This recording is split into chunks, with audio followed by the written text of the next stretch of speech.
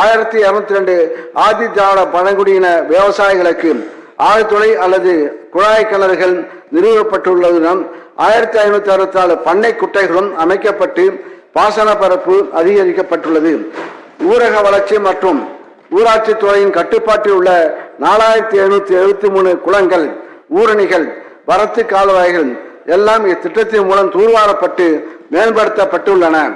எளியோரையும் ஏற்றமடைய செய்ய வேண்டும் என்ற நோக்கில் ஆதி திராவிடர் பழங்குடியின சிறு குறு விவசாயிகளுக்கு வேளாண் இயந்திரங்கள், பசுமை குடில், ஒருங்கிணைந்த பண்ணையம் போன்ற உயர் மதிப்பு திட்டங்களுக்கு 20% கூடுதல் மானியம் வழங்கும் திட்டம் 2022-23 ஆண்டு அறிவிக்கப்பட்டது.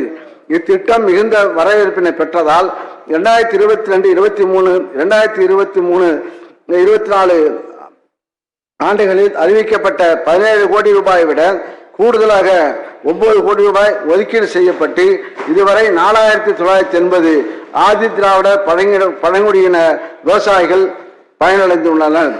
தமிழ்நாடு முழுவதும் நீர்நிலைகளை தூர்வாரியும் புனரமைத்தும் சீரமைத்தும் புதிய நீர் சேகரிப்பு கட்டமைப்புகளை ஏற்படுத்தி மழை நீரை வீணாக்காமல் சேமித்து நிலத்தடி நீரை செறிவூட்டியதால் நுண்ணீர் பாசனம் போன்ற தொழில்நுட்பங்களை பரவலாக்கி பாசன நீரின் பயன்பாட்டை அதிகரித்ததால் 2020-21 ஆண்டில் 89,06,000 ஏக்கராக இருந்த பாசன பெற்ற பயிர் பரப்பு 2022-23 ஆண்டில் 95,39,000 ஏக்கராக உயர்ந்துள்ளது.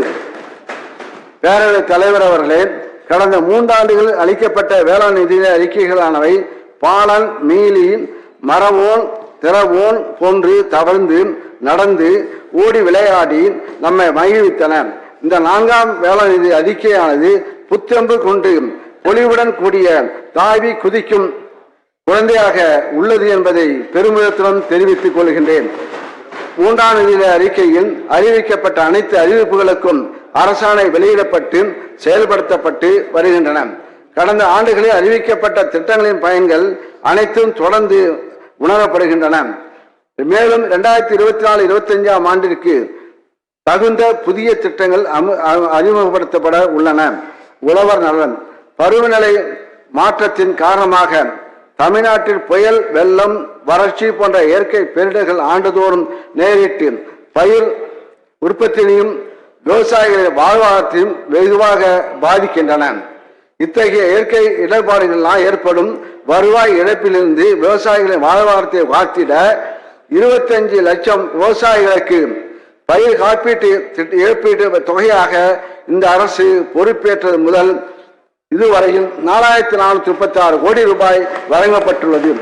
இதில் விதைப்பு, பொய்த்தல் இனத்தில் அறிவிக்கை செய்யப்பட்ட சம்பா நெற்பயிருக்கு 2022-23 2023-24 ஆண்டுகளில் பயிர் இழப்பு ஏற்பட்ட அதே ஆண்டிலேயே இழப்பீட்டு தொகை வழங்கப்பட்டதை இங்கே குறிப்பிட விரும்புகிறேன்.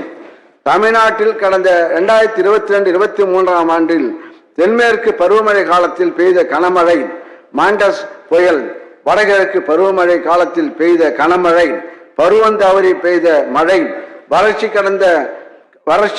கடந்த மார்ச் 2023 பெய்த ஆலங்கட்டி மழை ஆகிய இயற்கை பேரிடர்களால் ஏற்பட்ட பயிர் சேதத்திற்கு 380 கோடியே 40 லட்சம் ரூபாய் நிவாரண தொகை 4,50,000 விவசாயிகளுக்கு மாநில பேரிடர் நிவாரண நிதியிலிருந்து வழங்கப்பட்டுள்ளது. குறுவை பருவத்தில் ஏற்பட்ட மகசூல் இழப்பு, மிக்ஸாம் புயல், மக்காசோள பயிரில் ஏற்பட்ட மகசூல் இழப்பு ஆகியவற்றால் பாதிக்கப்பட்ட 1,85,000 விவசாயிகளுக்கு 118 கோடியே 77 லட்சம் ரூபாய் நிவாரணம் வழங்க அரசாணை வெளியிடப்பட்டுள்ளது. மேலும் கோடை மழை.